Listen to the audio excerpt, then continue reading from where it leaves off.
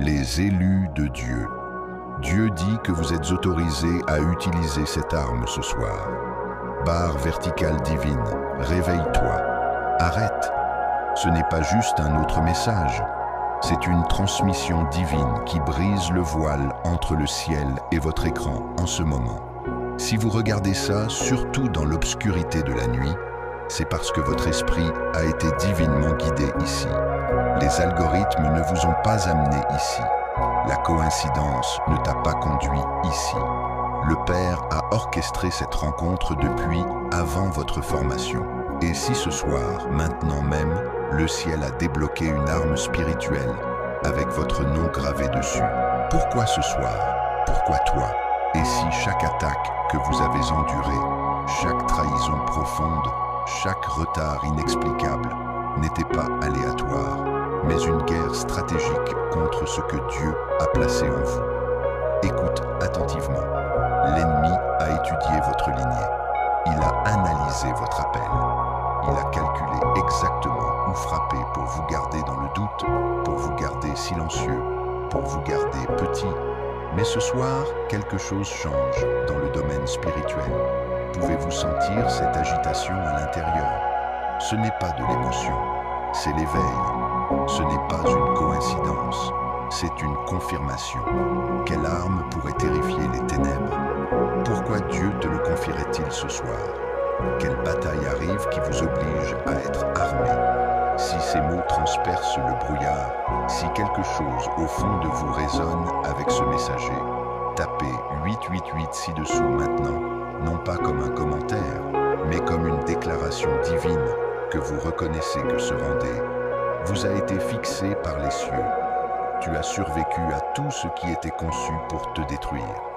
Ce n'est pas un accident, c'est une preuve. Preuve que vous portez quelque chose que l'ennemi veut désespérément faire taire. Avant d'approfondir cette révélation, je veux prendre un moment sacré pour remercier ceux qui ont soutenu cette mission par de super remerciements. Votre générosité n'est pas seulement financière, c'est un partenariat spirituel. Chaque graine semée aide cette lumière à atteindre les âmes noyées dans les ténèbres. Que vous donniez un peu, que vous donniez beaucoup ou que vous accordiez simplement votre attention, vous êtes appréciés dans ce mouvement du royaume. Cette mission existe grâce à des auditeurs comme vous qui reconnaissent que la diffusion de la vérité divine nécessite un soutien à la fois spirituel et pratique. Ce soir, le voile est levé. Ce soir, les chaînes sont brisées. Ce soir, vous sortez de la confusion et entrez dans la clarté. Le ciel regarde, l'enfer tremble. La question n'est pas de savoir si vous êtes choisi. La question est, êtes-vous enfin prêt à manier ce que Dieu a mis entre vos mains? Vous êtes-vous déjà demandé pourquoi les mêmes luttes continuent de vous trouver? Pourquoi la paix semble glisser entre vos doigts au moment où vous la saisissez? Pourquoi votre percée est retardée à chaque fois que vous vous en approchez? Et si je te disais que ce n'est pas de la malchance? Et si ce n'était pas une coïncidence? Et si c'était calculé? Écoute attentivement, élu. Chaque mal de tête n'est pas seulement physique. Chaque conflit n'est pas seulement émotionnel. Chaque retard n'est pas seulement circonstanciel. Ce sont des attaques stratégiques conçues pour vous garder liés, aveugles et enterrés. Tu penses que tu vis juste la vie, mais tu as été enrôlé dans une guerre pour laquelle tu n'as jamais signé. Tu penses que tu vas travailler, vous entrez dans un site d'embuscade. Tu penses que c'est juste de l'anxiété. C'est un assassinat spirituel, car nous ne luttons pas contre la chair et le sang, mais contre les principautés, contre les puissances, contre les dirigeants des ténèbres de ce monde, contre la méchanceté spirituelle dans les hauts lieux. Éphésiens 6:12. Ce n'est pas de la poésie élue, c'est l'intelligence divine directement de la salle de guerre du ciel. Votre véritable ennemi n'est pas votre patron, votre compte bancaire ou la personne qui vous a trahi. Votre véritable ennemi opère en dimension. Vous ne pouvez pas voir avec des yeux naturels. Réfléchissez. Pourquoi le chaos éclate-t-il juste avant votre bénédiction? Pourquoi le conflit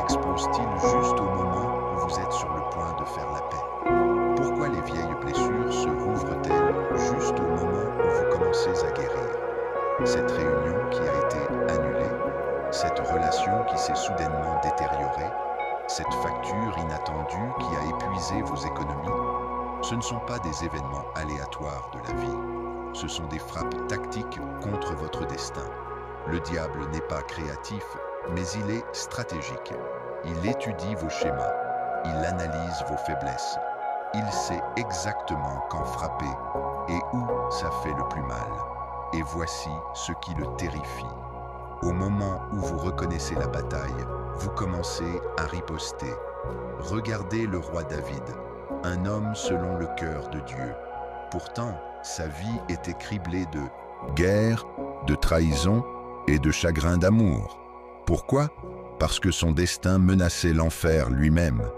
Regardez Joseph, dont les frères l'ont vendu en esclavage. C'était juste un drame familial? La guerre spirituelle n'essayait pas non plus d'avorter son but avant qu'il puisse naître. Votre souffrance n'est pas une punition, c'est une preuve. La preuve que vous portez quelque chose qui mérite d'être attaqué. Lorsque vous ressentez cette lourdeur qu'aucune quantité de sommeil ne corrige, lorsque vous faites face à une opposition, cela n'a aucun sens logique. Lorsque vous combattez des pensées qui semblent venir de nulle part, ce ne sont pas seulement la vie, c'est la guerre. Le champ de bataille n'est pas loin dans un royaume mystique. C'est dans votre esprit quand le doute chuchote. C'est dans ton cœur que la peur te paralyse. C'est chez vous que la paix s'évapore. C'est dans votre corps quand une maladie inexplicable frappe. Élu, ouvre tes yeux spirituels. L'attaque n'arrive pas, il est déjà là. Cette dépression n'est pas seulement chimique, c'est un esprit de lourdeur. Ce conflit constant n'est pas seulement un conflit de personnalité, c'est un esprit de division. Cette peur récurrente n'est pas seulement un traumatisme, un esprit de tourment. L'ennemi n'annonce pas son arrivée avec des trompettes. Il se glisse à travers des soucis déguisés en sagesse, par l'offense masquée comme discernement, par l'épuisement déguisé en vie normale. Tu le vois maintenant? Le brouillard se lève, les motifs émergent chaque fois que vous vous approchez de l'attaque ciblée, chaque fois que vous approchez de la résistance révolutionnaire, chaque fois que vous atteignez votre distraction d'appel.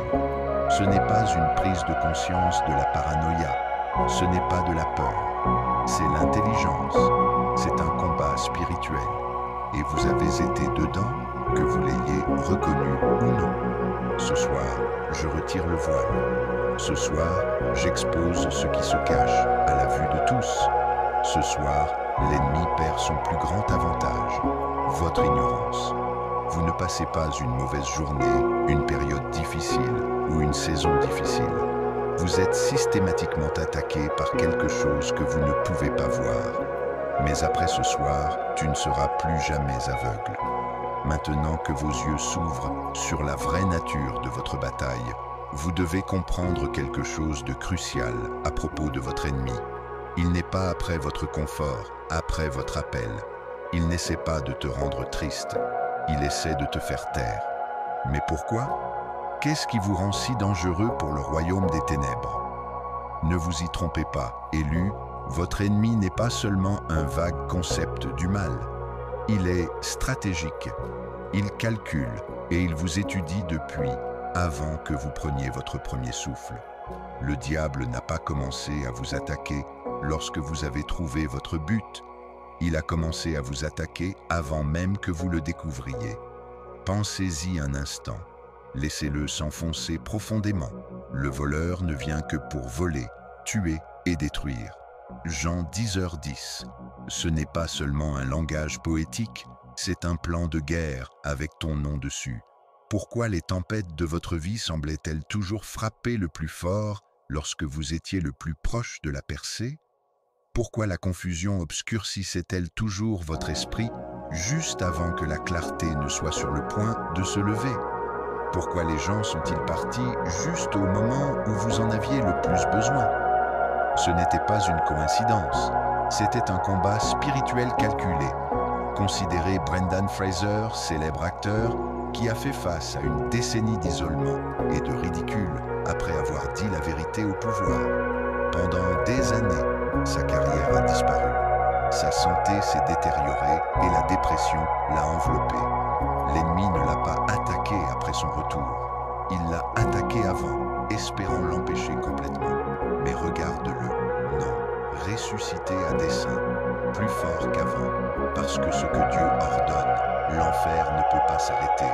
Pensez à Demi Lovato, aux prises avec une dépendance et des tourments mentaux depuis son enfance, bien avant que sa voix atteigne des millions de personnes.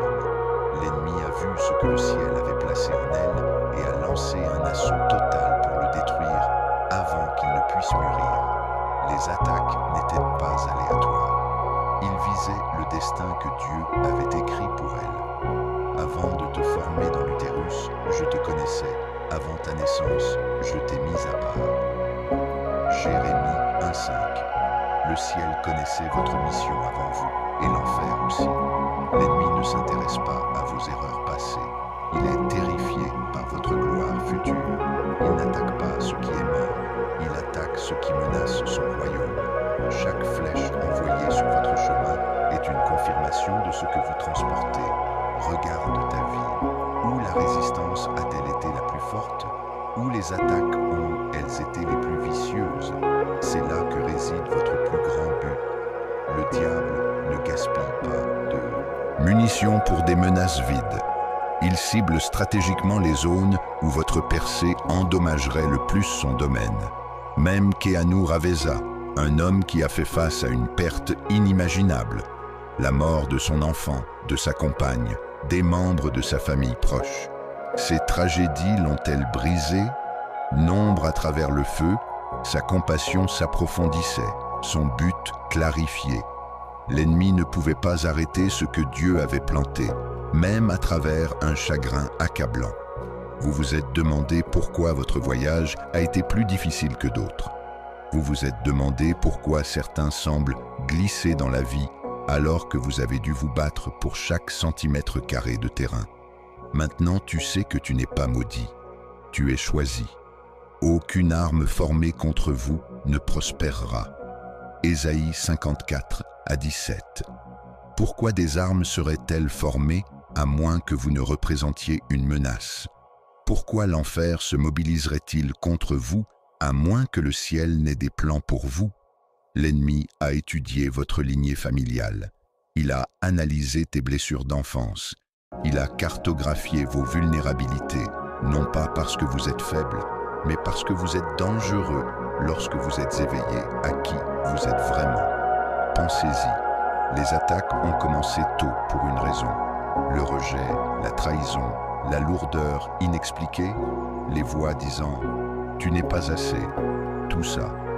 Tout cela a été conçu pour vous détruire avant que vous puissiez découvrir ce que vous portez. Mais ici, tu es toujours debout, tu respires toujours, tu cherches toujours. Ce n'est pas une coïncidence, c'est une preuve.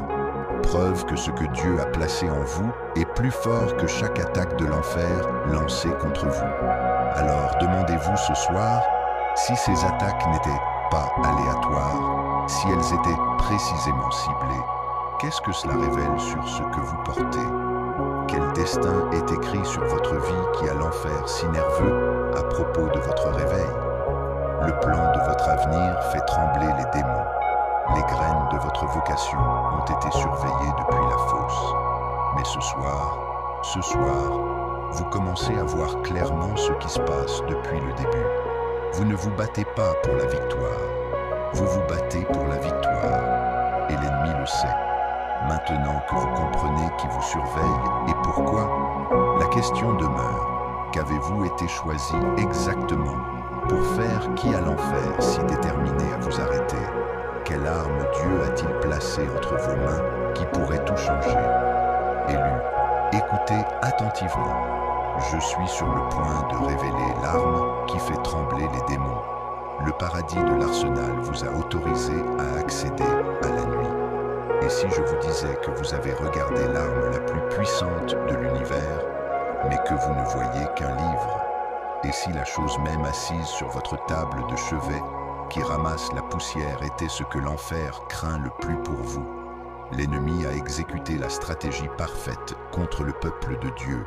vous convainquant que votre arme n'est que de la littérature, un recueil d'histoires, quelque chose à citer occasionnellement, mais pas à manier quotidiennement. Pendant trop longtemps, vous avez cherché des percées, alors que votre épée reste gainée. Vous avez mené des batailles à main nue, tandis que votre arme divine n'est pas utilisée. Ma parole n'est-elle pas comme le feu, déclare le Seigneur, et comme un marteau qui brise un rocher en morceaux. Jérémie 23, 29. Ce n'est pas de la poésie élue, c'est littéral. Quand Dieu compare sa parole au feu et au marteau, il ne parle pas métaphoriquement, il révèle la nature réelle de ce que vous détenez. Regardez Jésus dans le désert. Satan a lancé son attaque la plus sophistiquée, parfaitement chronométrée lorsque Jésus était physiquement affaibli après 40 jours de jeûne. Jésus a-t-il négocié? S'est-il disputé? A-t-il tremblé? Non.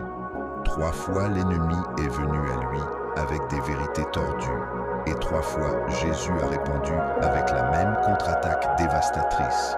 Est-il écrit? Chaque fois que ces 3 mots suivis de l'écriture devenaient une grève à laquelle Satan ne pouvait résister. Non pas parce que Jésus les a criés, non pas parce qu'il a ajouté un drame émotionnel, simplement parce que la parole elle-même porte un pouvoir contre lequel les ténèbres ne peuvent résister. Que se passe-t-il dans votre désert en ce moment? Quelle bataille semble trop grande, trop complexe, trop profondément enracinée pour être surmontée?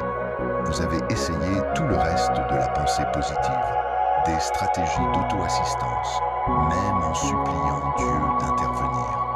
Mais as-tu pris ton épée? Avez-vous prononcé la parole avec autorité dans cette situation? L'arme n'est pas votre volume, ce n'est pas ton émotion, ce n'est même pas votre niveau de foi. C'est la puissance explosive intrinsèque contenue dans les mots eux-mêmes. Lorsque vous parlez des Écritures, vous ne parlez pas un langage humain, vous libérez de l'énergie divine. Prenez le casque du salut et l'épée de l'Esprit, qui est la parole de Dieu. Éphésiens 6, 17. Remarquez que Paul ne dit pas que la Bible représente l'épée ou symbolise l'épée. Il dit que c'est l'épée. La seule arme offensive dans votre armure spirituelle n'est pas quelque chose que vous devez acquérir. C'est quelque chose que tu possèdes déjà. C'est là que tout bascule. C'est là que votre perception doit se transformer. Vous n'avez pas besoin de plus d'armes, de plus d'onction, de plus d'expériences émotionnelles. Vous devez utiliser ce que vous avez déjà.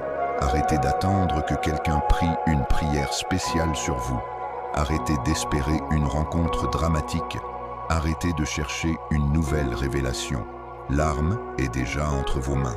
Lorsque vous ouvrez la bouche et déclarez « Aucune arme formée contre moi ne prospérera », ce ne sont pas seulement des mots inspirants, c'est un décret divin qui réorganise les circonstances dans le domaine spirituel. Lorsque vous parlez « Le Seigneur est mon berger, je ne voudrais pas », tu ne récites pas de poésie.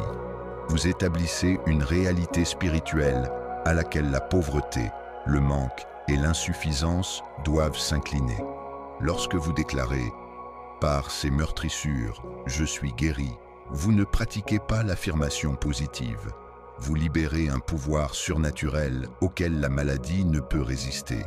Le diable n'a pas peur de votre fréquentation de l'Église. Il n'est pas intimidé par votre connaissance de la Bible.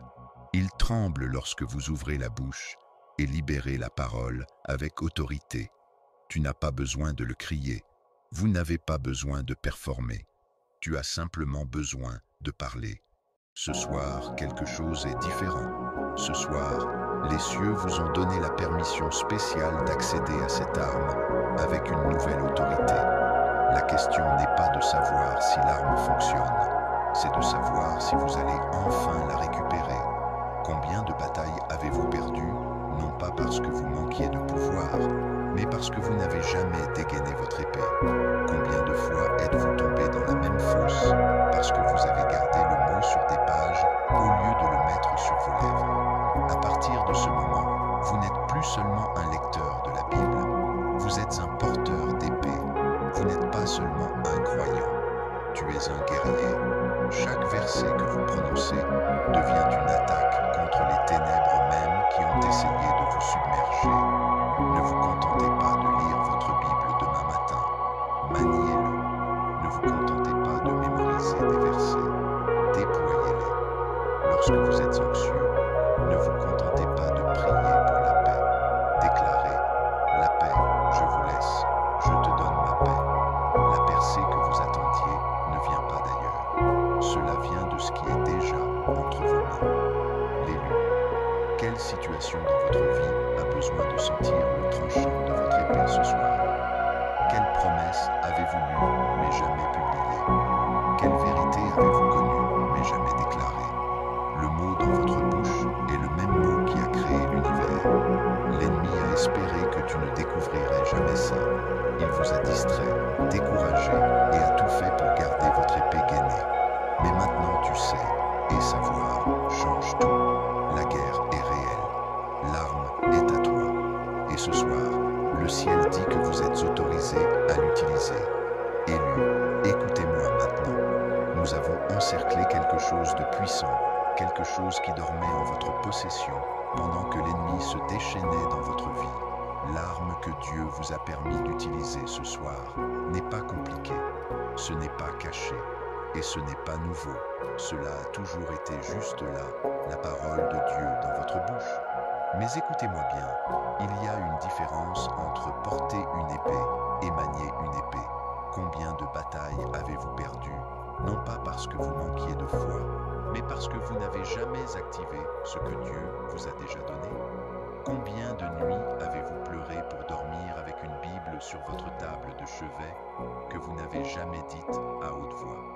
L'ennemi n'a pas peur quand vous lisez les Écritures en silence. Il ne tremble pas lorsque vous mettez en évidence des versets. Il panique lorsque vous ouvrez la bouche et déclarez la parole de Dieu avec autorité. Ma parole n'est-elle pas comme le feu, déclare le Seigneur, et comme un marteau qui brise un rocher en morceaux? Jérémie 23-29. Tu as attrapé ça? Pas comme une suggestion, pas comme une carte de vœux, comme le feu, comme un marteau. Chaque fois que vous parlez des Écritures à haute voix, vous ne faites pas que du bruit. Vous lancez des flèches enflammées directement dans l'obscurité. Vous brisez des forteresses spirituelles que la psychologie ne peut pas toucher, que les médicaments ne peuvent pas atteindre, que les encouragements humains ne peuvent pas pénétrer. Regardez Denzel Washington, l'homme au sommet absolu du succès hollywoodien. Vous pensez que sa foi inébranlable dans une industrie impie vient de la prière silencieuse? Non, dans ses propres mots, il déclare l'Écriture à haute voix chaque matin. Le Seigneur est mon berger, je ne voudrais pas. Il ne marmonne pas, le proclame et l'obscurité recule.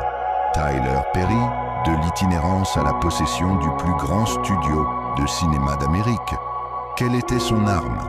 Lorsque les abus et la pauvreté l'ont amené à envisager le suicide, il a commencé à déclarer « Aucune arme formée contre moi ne prospérera », jusqu'à ce que les mots reconfigurent son esprit et remodèlent sa réalité.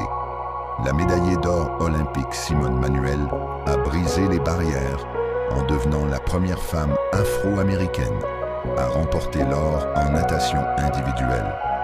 Lorsque l'anxiété et la pression raciale ont augmenté, qu'a-t-elle fait?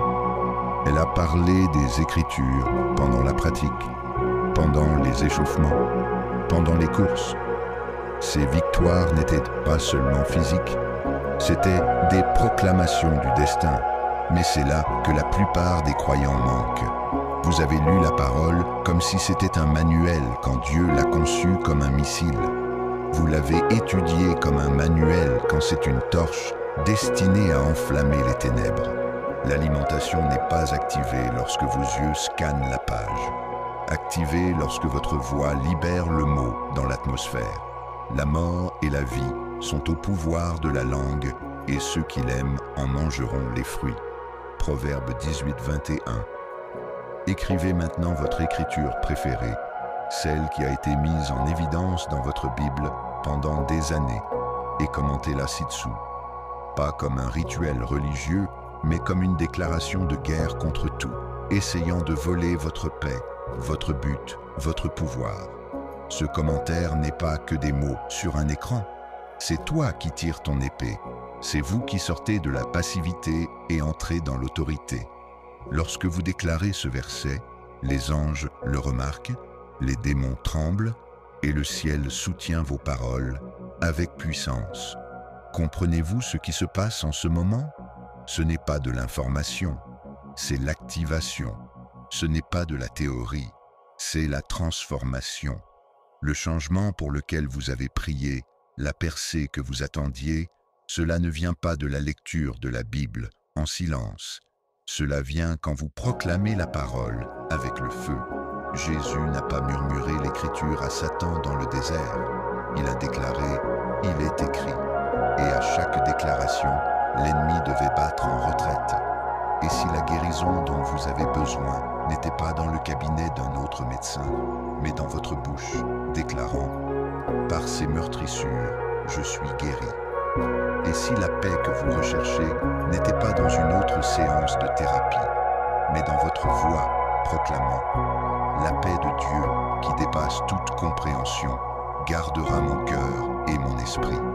Et si la percée financière ne se trouvait pas dans une autre candidature, mais dans votre déclaration selon laquelle mon Dieu pourvoira à tous mes besoins selon sa richesse en gloire. Arrêtez de traiter la Bible comme un livre d'histoire et commencez à la manier comme l'arme qu'elle est. Arrêtez d'attendre que quelqu'un prie pour vous lorsque le pouvoir est dans votre bouche. Arrêtez de demander à Dieu pourquoi rien ne change quand la parole qui change tout est silencieuse entre vos mains. La percée n'arrive pas demain. L'arme n'est pas forgée au paradis.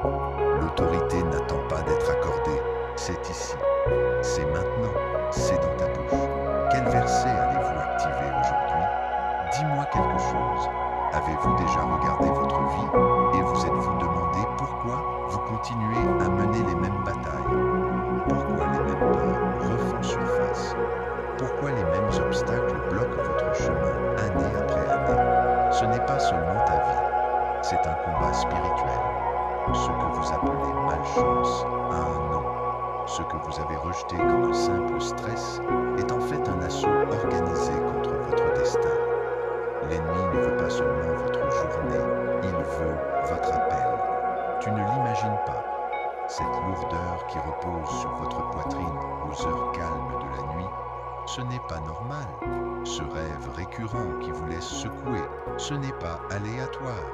Cette relation qui ne cesse de s'effondrer selon le même schéma, ce n'est pas une coïncidence, car nous ne luttons pas contre la chair et le sang, mais contre les principautés, contre les puissances, contre les dirigeants des ténèbres de ce monde, contre la méchanceté spirituelle dans les hauts lieux.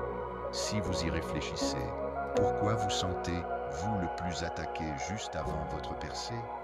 Pourquoi la confusion obscurcit-elle votre esprit au moment où la clarté changerait tout? Pourquoi la peur saisit-elle votre cœur précisément alors que le courage transformerait votre situation? Tu n'es pas brisé, tu es ciblé.